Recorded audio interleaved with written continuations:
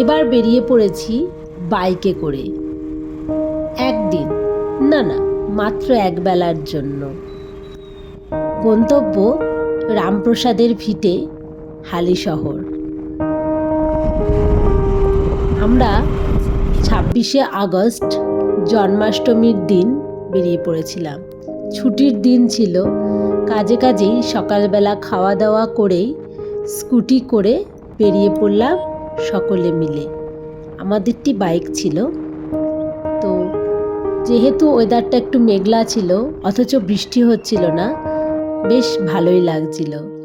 এই হলো রামপ্রসাদের ভিটে। বিকেল এসে পৌঁছে গেছি। বেশি সময় লাগেনি বাড়ি থেকে, এই 1 ঘন্টার কিছুটা বেশি সময়। তো এখানে এসে আমার যেটা সবচেয়ে বেশি ভালো লাগে সেটা হলো এখানকার শান্ত সুন্দর পরিবেশ। একটা পুষ্করিণী রয়েছে ভিটের মধ্যেই।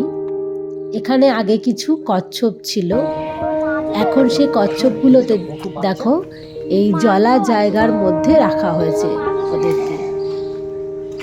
অল্প একটু জলের মধ্যেই রাখা হয়েছে, ওখানে ওরা চড়ে বেড়াচ্ছে। এখানে কিছু ফোয়ারার ব্যবস্থা থাকবে। মন্দিরের সামনে আমরা দাঁড়িয়ে কিছু ফটো তুললাম। এই হলো রামপ্রসাদের মূর্তি। আমাদেরও ফটো সেশন চলছিল আশেপাশের জায়গা। খুব সুন্দর। ভিটেটি দেখার পর আমরা বেরিয়ে পড়লাম গঙ্গার ঘাটের দিকে। যাওয়ার পথে কিছু মন্দির পড়ছে। রাস্তাগুলো সরু, কিন্তু বেশ ভালো লাগছিল। দেখো এখানে যে গঙ্গার ঘাটে যাচ্ছি, ঘাটের পথেও শিব মন্দির বা ছোট ছোট মূর্তি বসানো আছে, সঙ্গে কোনো উপকথা। ভালো লাগছিল, সুন্দর করে এটিকে বানানো হয়েছে। হয়তো রক্ষণাবেক্ষণের অভাবে কিছুটা অপরিচ্ছন্ন হয়ে উঠেছে, তবু গঙ্গার পার বলে কথা, ভালো তো লাগবেই। এক অন্যরকম অনুভূতি।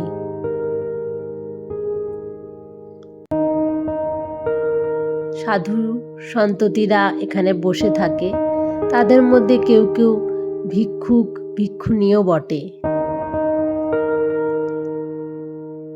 মা গঙ্গার পাড়ে আসলে মনটা অন্যরকম হয়ে যায়।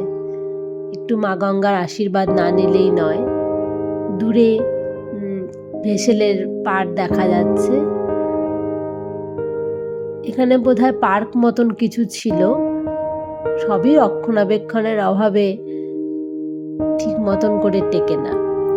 তো গঙ্গার বক্ষে দাঁড়িয়ে, বা বক্ষে বলাটা ঠিক নয়, মা গঙ্গার পাশে দাঁড়িয়ে ফটোশ্যুট চলছিল কিছু। আসলে আবহাওয়াটা তো খুব সুন্দর ছিল, তাই ভালোই লাগছিল। ওই যে একটা জেটি দেখা যাচ্ছে দূরে, ওই পাশে চুচুড়া। আমরা আশেপাশের ভিডিওগুলো করছিলাম।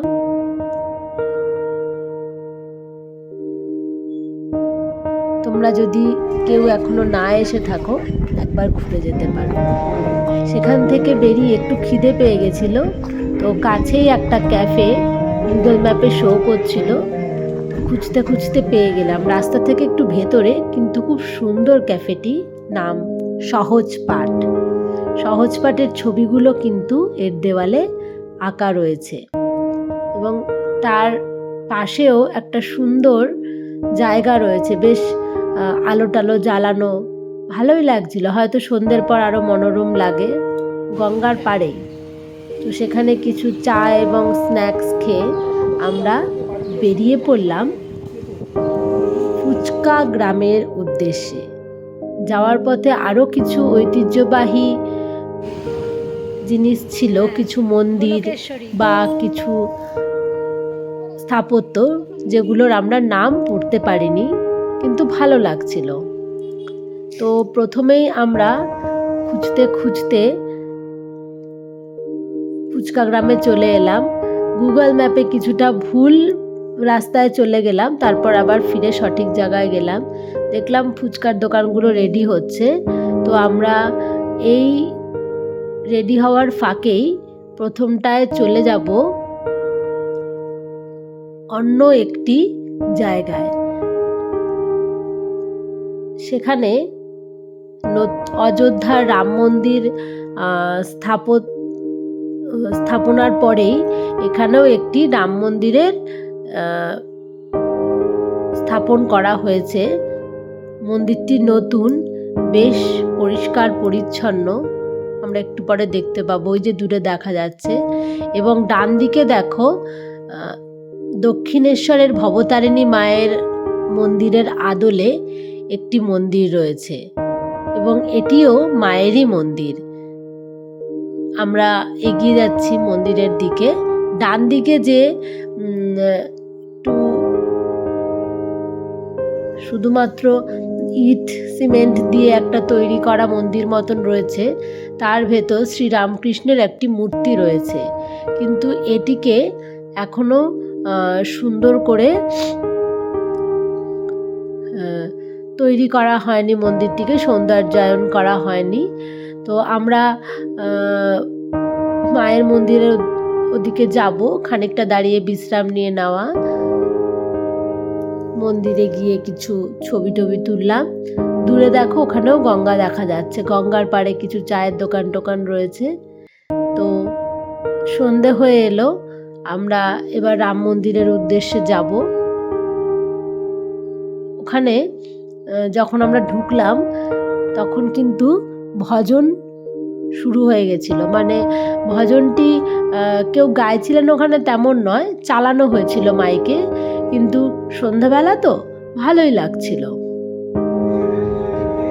কিছু নৌকো রয়েছে, নৌকো করে কেউ চাইলে ঘুরে আসতে পারে। সম্ভবত বলেছিল ওরা 20 মিনিট করে ঘোরাবে, কিন্তু যেহেতু আমাদের সন্ধে হয়ে গেলে বাড়ি ফিরতে দেরি হয়ে যাবে, তাই আমরা নৌকো করে চড়তে যাইনি।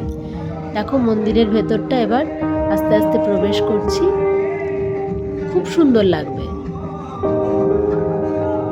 এপাশে একটি মন্দির রয়েছে, এদিকে একটি রয়েছে।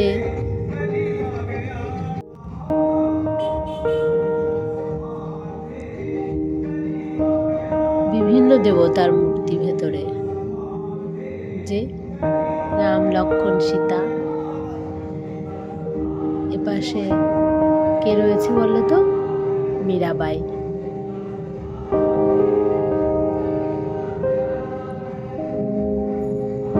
সুন্দর করে মন্দিরটি নির্মাণ করা হয়েছে।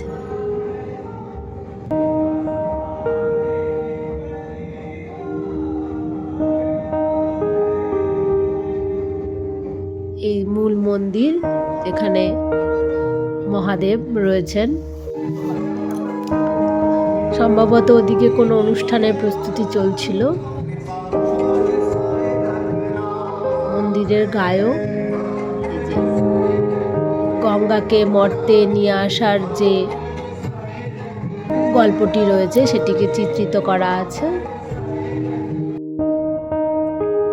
এরপর একটু ঘাটের দিকে গেলাম, মানে ওই মন্দিরের পাশেই যে ঘাট, সেখানে ঘাটটি মোটেই পরিষ্কার পরিচ্ছন্ন নয় এবং সন্ধ্যের পরে যাওয়াটা একটু না যাওয়াই ভালো। এরপর চলে এলাম ফুচকা গ্রামে। ফুচকা গ্রামের কথা আগেই শুনেছিলাম, ওখানে গিয়ে এক জায়গায় বসে ফুচকা অর্ডার দিলাম। বিভিন্ন ধরনের ফুচকা পাওয়া যায়, মাংসের ফুচকা, চিংড়ির ফুচকা, পনির ফুচকা, ঘুগনির ফুচকা, এছাড়া দই ফুচকা, চকলেট ফুচকা, নর্মাল ফুচকা তো আছেই। সব ধরনের ফুচকা টেস্ট করলেও জল ফুচকার ওপরে কিছু হয় না, তাই সবশেষে জল ফুচকা খেয়ে বাড়ির উদ্দেশ্যে আমরা পথ ধরব। আজকের এই ব্লগটি এই পর্যন্তই। সকলে ভালো থেকো, শুভেচ্ছা নিরন্তর।